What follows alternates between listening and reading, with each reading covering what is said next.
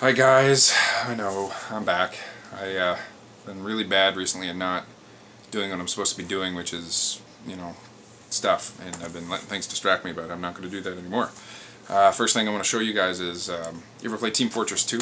I actually have the knife that the sniper has. It's the Bushwhacker. It's the exact same knife. I was swinging it in-game, and I went, I have that fucking knife in real life. Maybe I'll sell it, I don't know. Yeah, it's kind of... It's a little too big to use with one hand, but it's not long enough for two, so it's kind of awkward to use. But hopefully someone else won't think that. Basically, actually I got some really good life advice.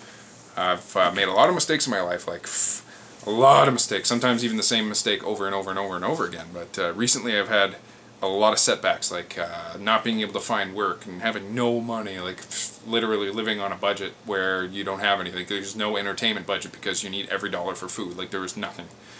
So I've had a lot of setbacks recently. I mean, I've had a lot of temporary jobs that just didn't seem to go anywhere, or they only looked like they were needing me for a month, even though they said they wanted to hire me. They're like, still after about a month, they're like, yeah, somebody's vacation's over, we don't need this guy anymore, kind of thing. But anyway, a lot of setbacks, a lot of learning though, which is really good. The first lesson is I was a salesman for this internet company, and as a contract through them. We didn't actually work for them as a contract. We would go out and knock on people's doors and then show them difference between their current service and then what we could offer them, or if they were already partially with us, to see if we can get them for all three services, that type of thing. And I come to realize I'm a really bad salesman, and at first it was because my confidence wasn't very good. I know I'm not very, had a lot of bad things happen recently, but these guys that I worked with are excellent, and they're not just snakes like they're salesmen you think are slimy. They're not at all. These guys were actually really, really good, and the reason I'm saying that is because if you get on somebody's team, if the whole team isn't doing good, the guy who runs the team can't improve. Like, he can't go to the next level, which is to be an assistant manager and then eventually own his own office. And if he goes and opens his own office, if you're one of the guys that you just got to show up and keep improving, that's all you got to do, then he'll take you with him wherever he goes. So it's pretty cool. But I realized that at first it was because my confidence was really bad, and I was very bad for letting my circumstances and my results determine my confidence, and it shouldn't be like that at all. Your confidence should determine your results. And that's something I've learned recently, is that I did bad one day, really let it bother me, and said, I can't do this. Supervisor brings me out for a beer and says, here's what you got to do to fix it. And everybody does what you just did on the first day. So I'm like, oh, okay, so it's not abnormal. So I go the second day, also fucking rolled a donut, which means I didn't get any sales, but didn't let it bother me, and that was one of the biggest things in my life that it's one of the big milestones in my life that I've actually swung for the fences on something and failed at it, and then didn't let it bother me, because I've tried hard at a lot of things and failed at many things, but I let it bother me, and this time I didn't. And then after that, I knew I wasn't going to be a good salesman because I was doing really bad, and I said, I'm going to give this another week, and if I can't catch on, then I got to get a steady paycheck, because you can make a lot of money doing this job. Like, there are guys out there that make $300-400 a day. I would maybe make $300 or $400 in a month, because I'm not very good. But it's not a confidence issue. It has to do with that I just don't have the skill set. Like, the guys would hear me say, okay, I'm going to try this for a week, and at the end of the week I said, I'm not making ends meet, I've got to get another job. And they're like, no, it's your confidence, no.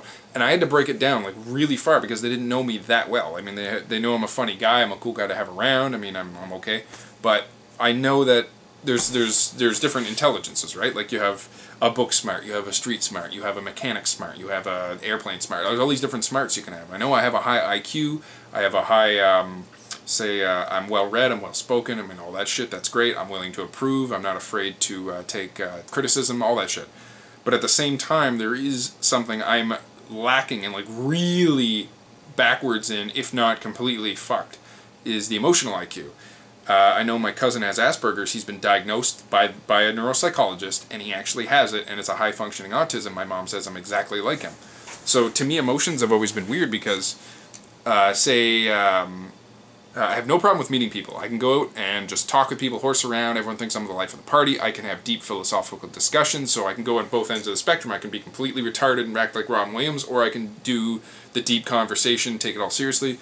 But then the one girl at the party gets upset and she's crying, and I'm like,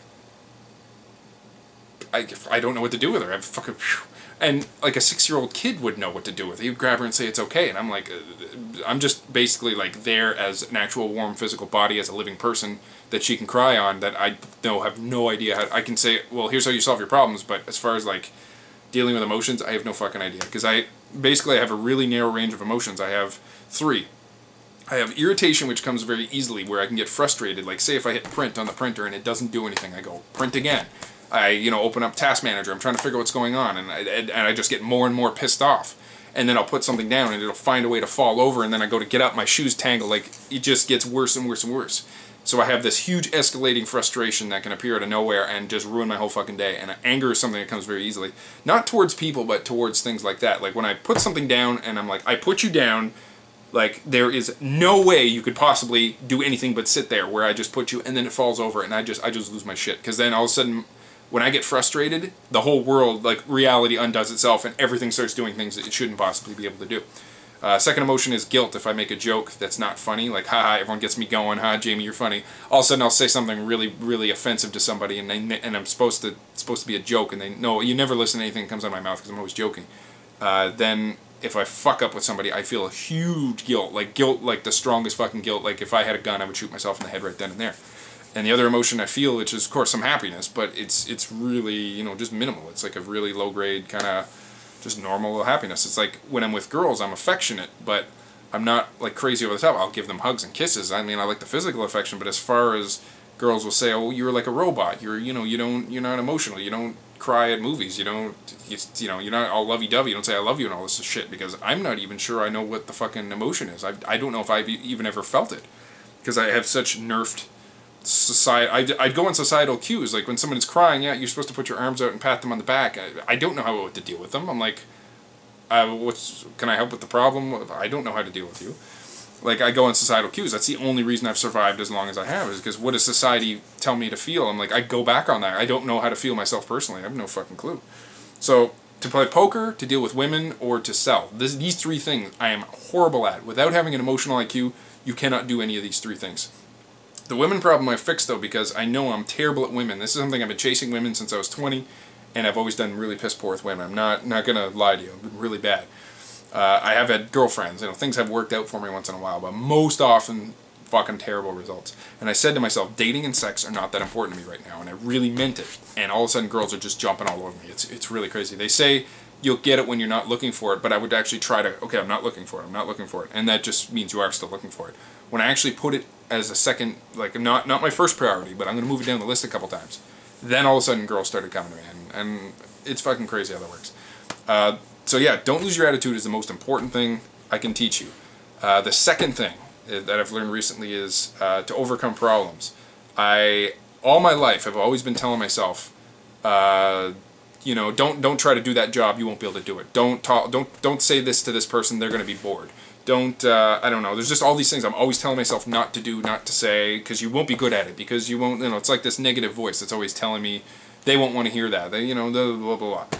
And I actually said to myself, well, Jamie, you're built a certain way. You're not anybody else. You've got to be yourself. There's no other way to be. There's literally no other way for me to be than who I am. So I've got to stop repressing myself.